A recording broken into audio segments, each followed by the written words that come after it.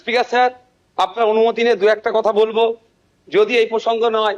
সত্যি আমি আজকে বসে খুব ফিল করছিলাম, হাসছিলাম মনে মনে। আজকে তাপস রায় বাবু যে কথাগুলো বলছেন খুব একটা ফেলে দেওয়ার নয়।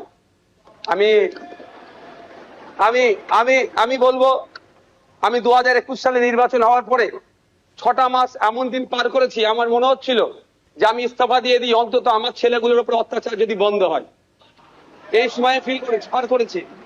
পোস্টপোল ভায়োলেন্সে 2021 সালে, আমি এতে কিন্তু বিজেপিকে দৌড়ার সার্টিফিকেট দিচ্ছি না, কিন্তু 2021 সালে যে সমস্যার সম্মুখীন আমরা হয়েছিলাম, আমাদের কর্মী খুন হয়েছিল, একাধিক বাড়িঘর লুটপাট হয়েছে, ভাঙচুর হয়েছিল, সেই অর্থে।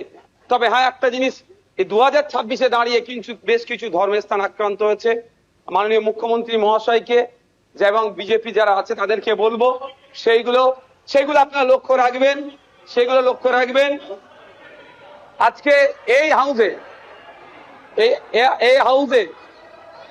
হাউসে যে কথা চালাচালি হচ্ছে, আমি বসে বসে ফিল করছিলাম সময় গিয়েছে আমাদের বক্তব্য, বিরোধীদের বক্তব্য শাসকের পছন্দ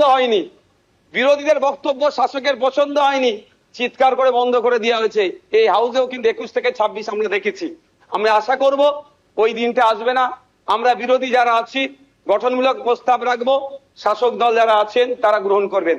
মাননীয় মুখ্যমন্ত্রী মহাশয় একটা কথা বললেন, খুবই ভালো লাগলো। আমরা যারা একাধিকবার বিভিন্ন দপ্তরে লেটার করেছি, ন্যূনতম রেকগনাইজ আমাদের লেটারকে করা হয়নি, ইনক্লুডিং চিফ মিনিস্টারের কাছে। আজকে যে কথা বলেছেন এটাকে আমি স্বাগত জানাচ্ছি, যে উনি অন্তত কথা বলেছেন যে মিনিস্টাররাও রিকগনাইজ করবে, অর্থাৎ প্রাপ্তি স্বীকার করবে।